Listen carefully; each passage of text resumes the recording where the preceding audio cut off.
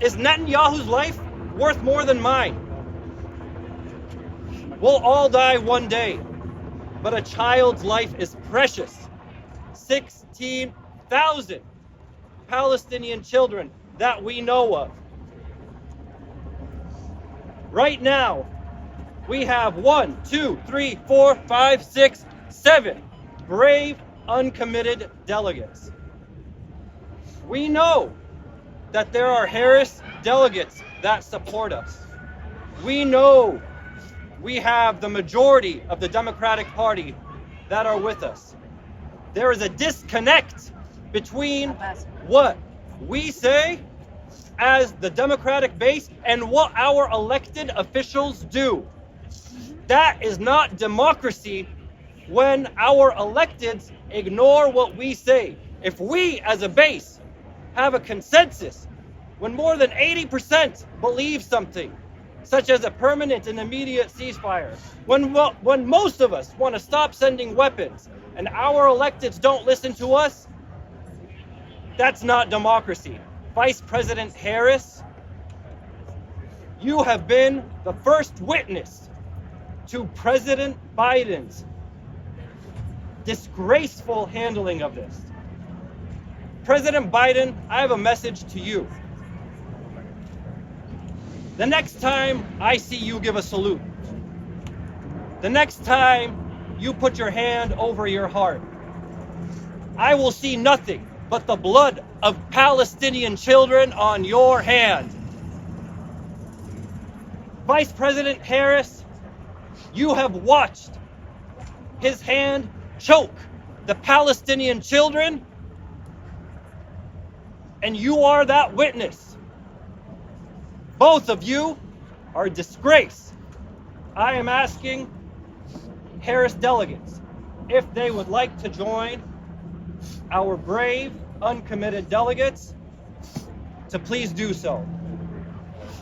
And if you are going to sit, we ask that you be respectful and that the press maybe give some space. Good evening, everybody. My name is Rua Roman. I am a Georgia State representative. I'm an elected Democrat. I come from the swing state of Georgia. We are not here to create any divisions.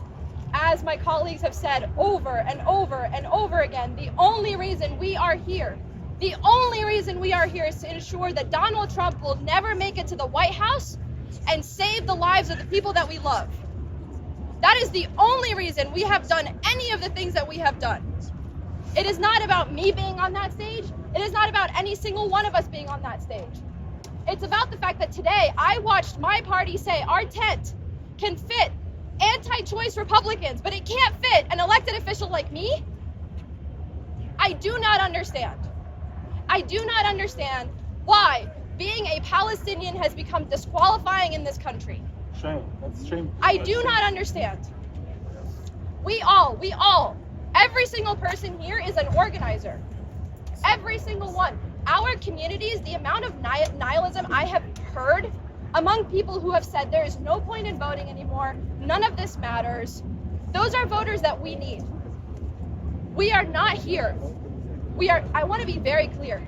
We are not here about a specific person, a specific persona. We are here to show people, not just tell them, because they want proof. They understandably want proof that we are willing to listen to them. And my ask and question is, will you listen to us? I cannot truly, none of this, I did not prepare anything. I don't know what more we have to do. I don't know how much more we have to prove. All of us have decade or more long resumes working for this party because we know that this party is the only one that's ever tried to meet the promise of our country. This party is the only party that has ever attempted to be better, not just for one group of people, but for everybody. We are here to literally save the soul of our party. I do not understand why that is a bad thing. This would have truly and sincerely been a beautiful gesture to show this party can fit everybody. Everybody. This party cares. about the cries of an Israeli child the same way they care about the cries of a Palestinian child. That's right. We are not asking for too much. In fact, I would argue we're asking for the bare minimum. And I will tell you this, somebody asked me today to describe Palestinians. And I told them, I said, we are proud people. We are an incredibly proud people. We do not beg. We do not beg. But we care about our people so much, that we put them above everything, including our most basic characteristics. We are trying to save the soul of the party. Right now, this is the only thing that threatens our chances in November. The only thing. This is the only thing that people, including bad actors, leveraging mis and disinformation tactics to make sure people don't turn out and vote. They are leveraging this because they understand that people seeing mutilated children killed by our bombs with our American flag on them is something that is understandably unacceptable. There is nothing wrong with that. The majority of our party believes in this.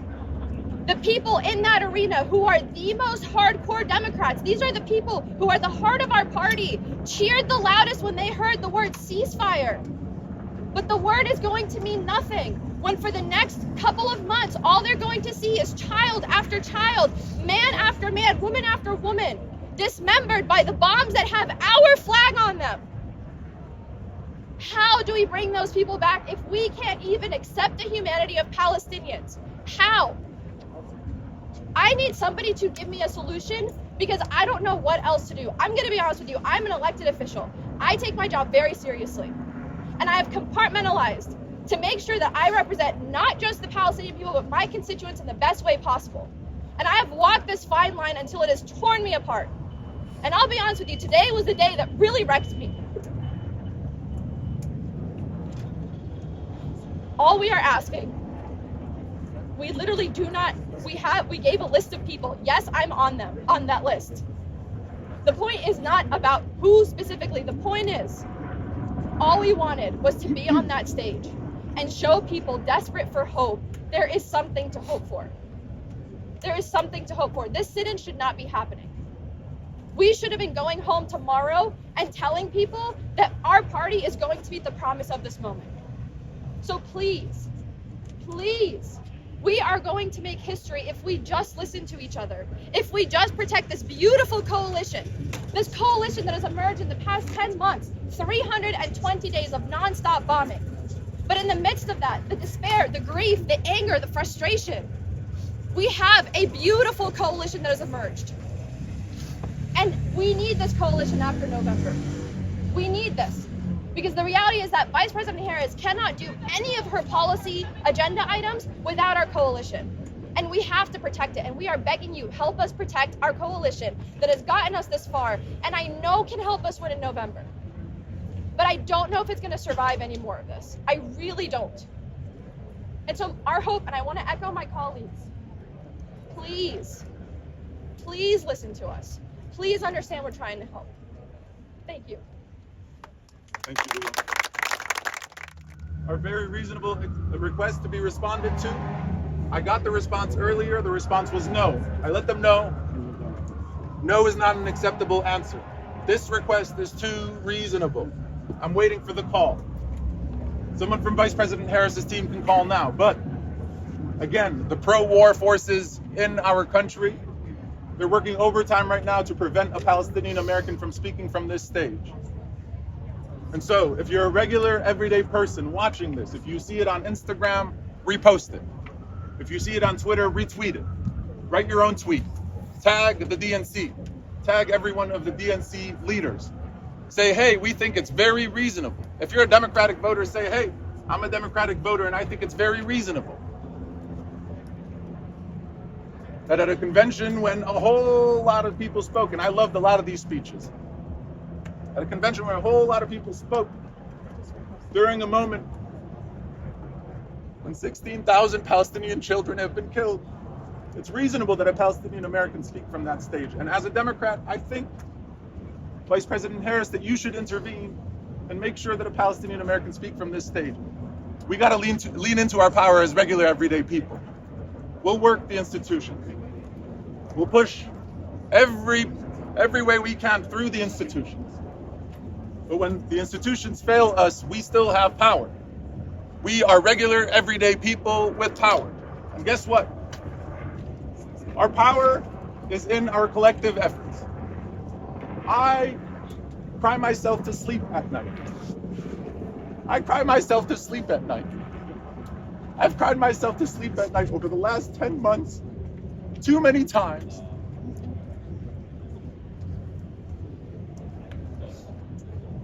Because I blame myself sometimes. Maybe I didn't push hard enough. Maybe if I gave a speech in support of Palestinian human rights, I could have been sharper. I could have said something that maybe could have gotten to the people who can make the decision. But I know it's not my fault.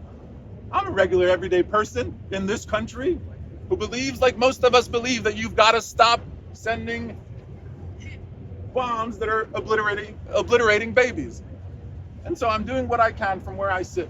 I'm thinking of my aunt who called me and told me, well, she texted me, I called her back. She said, Alvarez, I couldn't stay in my home. This was yesterday morning, before I came to the convention. It was like 2 a.m. when she called to tell me that she's now among the thousands of Lebanese people, southern Lebanese people, who are displaced because the bombardment by the Israeli military is nonstop. She can't sleep. She's taking medication she's never taken before to deal with the anxiety. I'm the highest ranking elected official, or not elected official, I'm the highest ranking US government official she's ever known. Because, I was a chief of staff on Capitol Hill. So she'd call me, my aunt. She'd be, when there'd be bombing, she'd be like, Alvarez, are you talking to them? I saw you went to what? Did you tell them what we're going through? Can you get them to stop? And she knows I'm among my siblings, among the Uncommitted national movement that has been pushing for the bombs to stop. When I talked to her 2 days ago, she said, your dad tells me you've been going on TV a lot, telling them to stop the bombs. Do you think they're gonna listen? And as she was telling me that, she was grateful. She said, at least I can go to Beirut and stay with your uncle for a little while. Hopefully they'll stop by Saturday or Sunday. She makes up arbitrary days and says, maybe it'll stop. She's been telling me how she sleeps with her shoes under her pillow. That way, in case the bomb drops, she has something on her feet when she runs. I have a responsibility. I'm an American, proud to be a Democrat. I have a responsibility to my aunt to push for the same thing I'm sure any of my Democratic colleagues, any of the fellow staffers that I have served with in the United States Capitol, to push for a very reasonable request that our government stop sending the bombs that are being used to kill our family members. I think I'm being very reasonable. And I'm being extremely reasonable by making a very simple request now, which is why I'm seated here alongside my siblings, fellow uncommitted delegates, and Representative Ruwa Rumman, Democratic Representative Ruwa Rumman. We're just asking that a Palestinian American speak from this stage. We made that request respectfully, strategically. We engaged. I had a sit-down meeting with campaign leadership. I had another sit-down meeting with DNC leadership. We've been in constant communication about this request. They can't say, oh, we didn't know about this request. They know. They know. We've given them the list. And so this doesn't need to be a big deal. We could get a call right now and say, fine, we'll give you X number of minutes. Great, I want to go home. I'm not trying to do a sit-in. My back hurts, my feet hurt. And I had no intention. Again, I'm here to work the inside game. I can tell you the names of the members of Congress who I've told, hey, we're pushing for a Palestinian American speaker. Will you fortify? Will you reinforce the same ask? A lot of them said, yeah, definitely, I'll do it. So I'm waiting for a call. Hopefully they call and say, yes, we'll give you a Palestinian American speaker. I want to go home. I'm just waiting for the call. Once I get that call, I'd like to go home. If I planned to engage in a sit-in, quote unquote, I would have probably worn more comfortable clothes. This was not my plan today. I would have probably called my girlfriend earlier in the day. She's a civil rights lawyer. She's helped a lot of people who've engaged in the honorable tradition of knowing when it's time to sit down until change comes. And so I'm here, I'm waiting for a call. I'm not trying to do a sit-in. I just want to call back saying there will be a Palestinian American to speak from the stage. Please call me back. Please call me back, DNC. Please call me back, Vice President Harris's team. Vice President Harris, if you hear this, please. We're just asking for a Palestinian American to speak from the stage. If you're a regular, everyday person like me, who is anti-war, who's not on the pro-war side, that's making money off of the killing of babies, then I want you to tweet. I want you to repost on Instagram. Post a TikTok about this. We got to let our people know. Because what's happening in here, let them speak. Because what's happening in here is suppression. It's suppression. I'm not okay with suppression.